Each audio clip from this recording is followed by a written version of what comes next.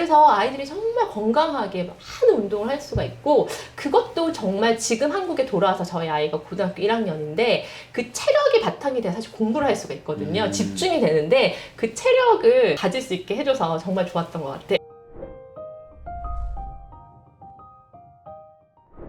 그래서 정말 즐겁고 재밌게 영어를 배울 수 있는 상황을 만들어주자, 이제 그런 취지로 캐나다를 가게 된 거죠. 근데 그렇게 생각하면 정말 즐겁고 부담 없는 영어를 배우자는 캐나다를 가지 않으면 네. 안 되는 걸 수도 있겠다. 제 말은 네. 못한다는 게 아니라 네네. 한국에서는 이게 어쨌든 다 평가로 이어지기 때문에 네. 이 부담감을 떨치고 생각하기가 네. 쉽지 않을 수 있겠네요. 쉽지는 않죠. 우리나라 사실 교육열이 워낙 높잖아요. 그래서 무슨 공부를 해도 다 똑같다. 똑같죠. 그래서 우리나라 아이들이 가면요, 오히려 막 수학 같은 거는 엄청 두각을 나타내요. 수학 천재. 수학 천재예요. 그래서 아이가 수학에 대한 자신감도 좀 가지고 온 게 뭐냐면, 사실 거기 수학은 진짜 너무 쉽거든요. 한국에서보다 이제 몇 학년 아래를 배우고 있단 말이에요. 그런데 거기서 수학 왜 이렇게 잘해, 너 천재야, 막 이런 평가를 받으니까 아이들이 수학에 대한 자신감도 오히려 이제 가지고 좀 오게 되는 그런 경향도 있고요. 그렇게 되면 제 질문 중에 하나였던 게 또 네. 풀리네요. 우리 아이는 영어를 못 하잖아요. 근데 캐나다를 가면 다 영어를 쓰는 애니까 내가 네. 말을 버벅일 거란 말이죠.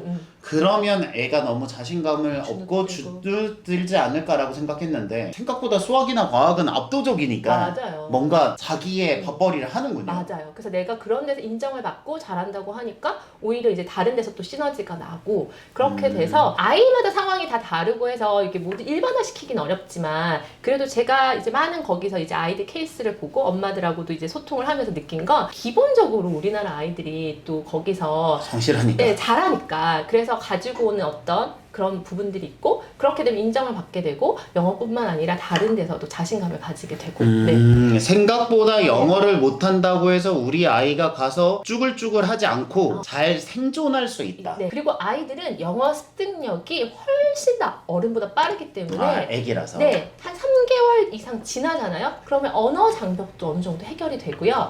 6개월에서 1년 정도 되면 웬만큼 학교 다니는데 전혀 무리가 없게 돼요. 네. 그리고 저는 네. 부러웠던 게 네. 운동을 그렇게 미친 듯이 많이 시킨다. 네, 네, 맞아요. 제가 책에도 썼는데, 네. 우리나라는 좀 지의 나라라면 지. 거기는 캐나다는 체의 나라거든요. 운동을 정말 중요하게 생각을 해요. 그리고 그 운동을 통해서 가족과 이웃이 다 소통을 하는, 뭐 정말 아이가 동네 축구 클럽에서 축구를 하는데 그 축구 경기, 옆 동네와 우리 동네 이제 축구 클럽이 경기를 해요. 조그만 애들이 축구를 얼마나 잘하겠어요. 네. 근데 온 가족, 할머니, 할아버지 뭐 다 와요. 다 와요. 그리고 그 경기를 응원을 하고 서로 또 얘기를 하고 이렇게 하면서 맛있는 거 나눠 먹고, 그러면서 이웃과 소통도 하고 아이들하고 정말 스포츠쉽에 대해서 정말 가치를 높게 둬요. 정말 몸이 건강해지기 때문에 건강한 몸에 건강한 정신이 깃든다를 캐나다에서 몸소 체험을 했거든요.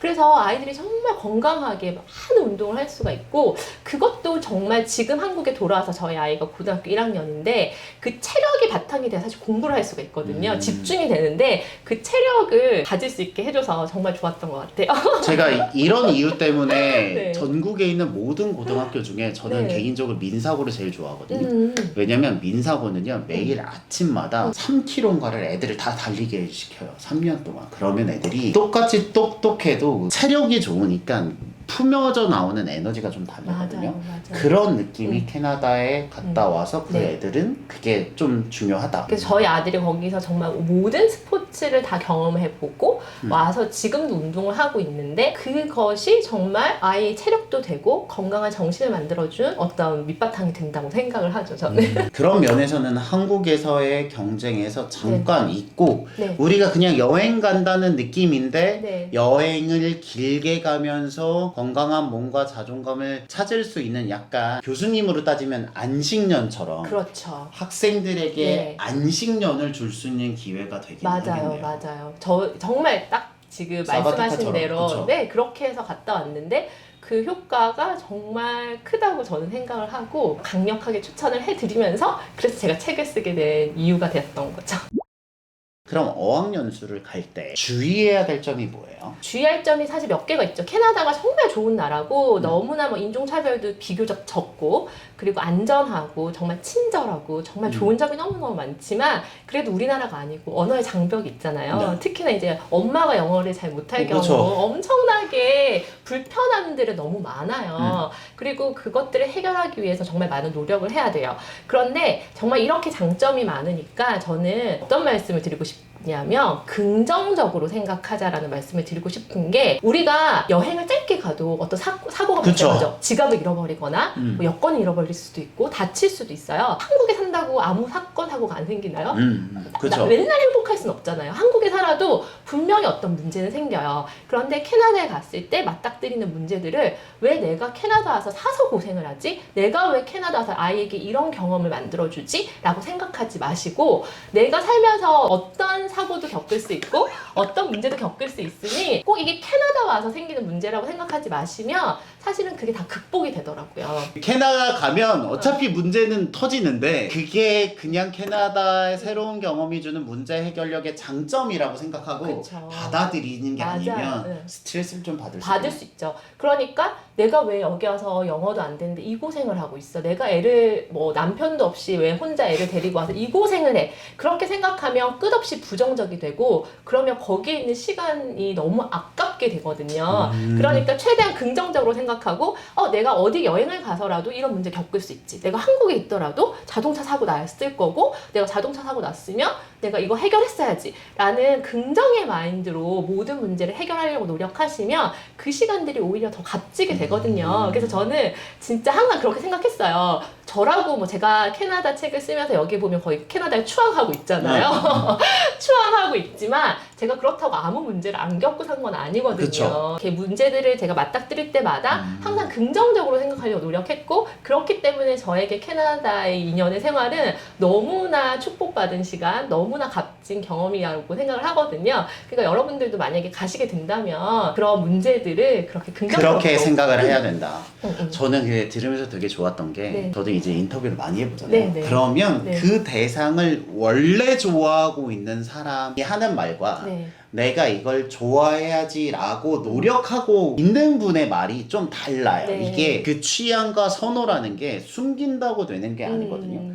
근데 작가님께서 그 안에서 경험했던 경험이 물론 어려움도 있고 마이너스도 있고 뭐 돈도 쓰고 다양한 요소들이 있지만 그걸 감안하더라도 내 인생에서 충분히 가치로웠다 네. 라는 느낌이 잘 전달이 되는 것 같아요. 네. 그리고 다른 중요한 측면이 네, 네, 네. 여행이잖아요. 네, 네. 거기서 로키 300지역을 네, 네. 꼭 방문하기를 추천을 하셨는데 네. 하이킹이나 이런 여행도 많이 가셨어요? 정말 많이 갔죠. 제가 원래는 캐나다 가기 전에 한국에서는 2, 3분 거리의 슈퍼도 운전을 하고 다니던 사람이었거든요. 그렇죠. 네, 근데 지금은 제가 지금 뭐 자전거 바이킹도 하고 하이킹도 산도 등산도 하고 정말 온갖 운동을 다 해요. 제가 캐나다 가서 저 아들을 위한 시간이기도 했지만 또 저를 위한 시간이기도 했던 게 정말 뭐 하이킹도 막 로키 산맥에 있는 정말 많은 하이킹 코스들도 막 가보고 정말 대자연을 경험하면서 정말 또 많은 생각을 했던 것 같아요. 그래서 이런 학습적인 측면에서 아이에게 주는 큰 효과도 있지만 정말 그 자연을 통해서 배웠던 어떤 인생에 대한 어떤 경험들, 그리고 경험들 이런 것들이 정말 컸던 것 같아요. 그래서 제가 생각했을 때 아이의 사고가 뭐 지금 그게 딱 드러나진 않지만 앞으로 성장할 때도 많이 이제 넓혀지고 그게 정말 아이의 삶에 큰 영향을 끼치지 않을까라는 어떤 기대를 가져봅니다.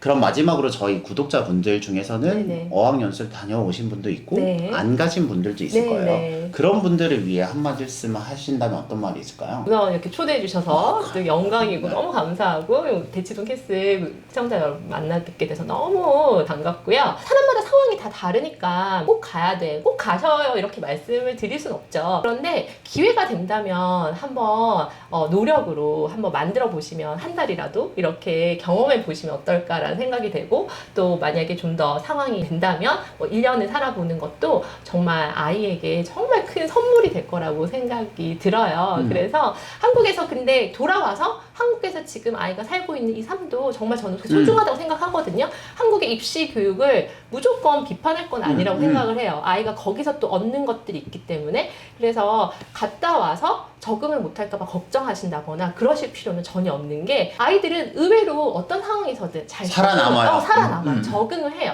그래서 가서는 또 가서 너무 적응을 잘했고 돌아와서는 돌아서 잘 적응을 했기 때문에 어른들의 그냥 앞선 걱정에 가서 힘들까봐 또는 돌아와서 힘들까봐 그냥 아무것도 시도하지 않은 채 방에 가만히 있는 건 그냥 제 개인적인 의견으로는 그것보다는 무조건 도전해보고 한번 경험해보는 것, 그게 더 의미 있다고 생각을 해요. 한번 도전해보시면 어떨까. 그리고 책에 제가 좀 만약에 가시는 분들을 위해서 필요한 꿀팁들을 좀 많이 적어놨어요. 그래서 만약에 계획을 하시거나 계획이 있으신 분들은 책을 참고하시면 많이 도움이 되실 거라고 생각을 합니다. 오늘 저는 되게 재밌었고요. 다음에 또 좋은 내용으로 찾아뵙겠습니다. 여러분들의 교육을 응원합니다. 저는 대치동 캐슬이었습니다. 감사합니다. 감사합니다.